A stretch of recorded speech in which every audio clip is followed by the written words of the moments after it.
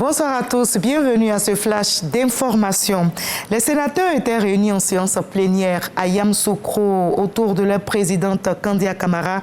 Les membres de la Chambre haute du Parlement ivoirien ont délibéré sur le projet de loi de ratification de l'accord portant création de la Banque européenne pour la reconstruction et le développement. Notez que cette séance plénière est la toute première des sénateurs pour la deuxième session 2024.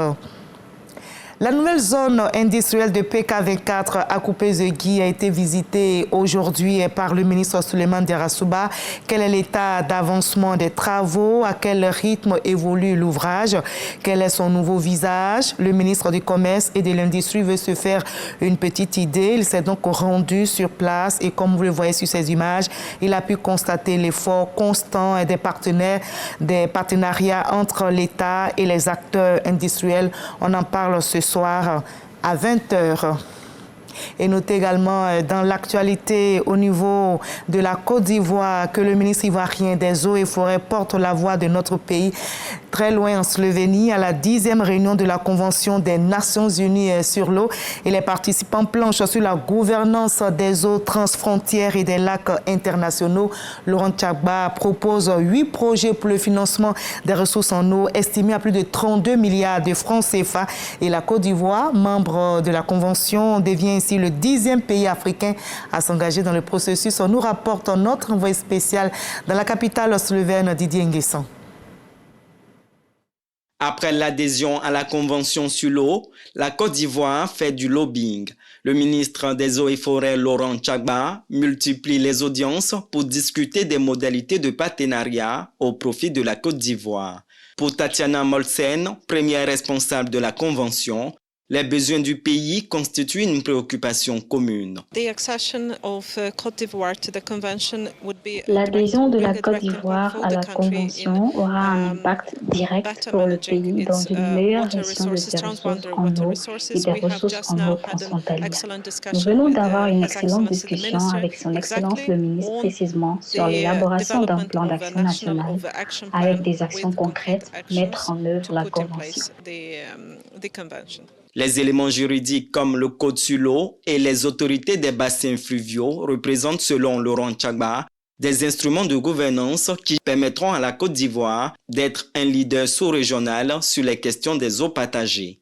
Ce sont ces autorités de bassin qui vont permettre de dégager des gouvernances bassin par bassin pour pouvoir gérer la ressource de manière intégrée en prenant en compte les besoins des uns et des autres. Mais tout cela doit pouvoir s'adosser à la Convention. Ça lui donne un crédit et ça donne la sécurité. Un peu plus tôt, le directeur général des ressources en eau, Eugène Yeo, a pris part à un panel de haut niveau.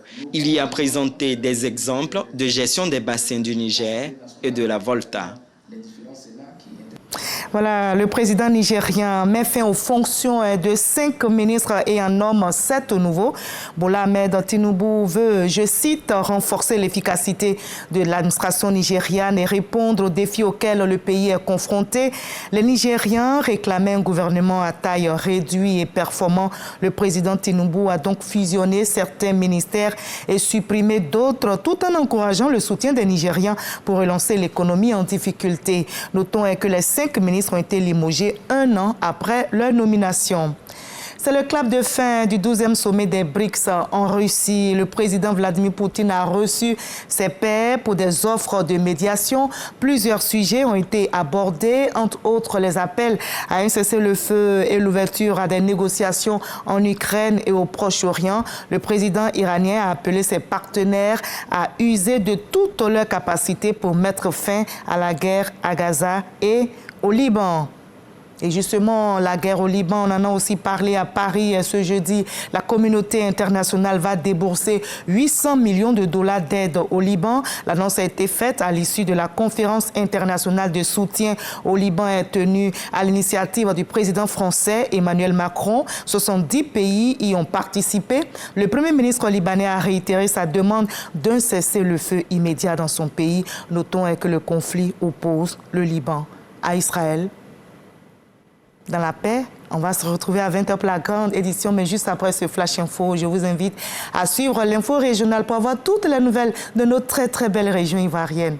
À tout à l'heure à 20h.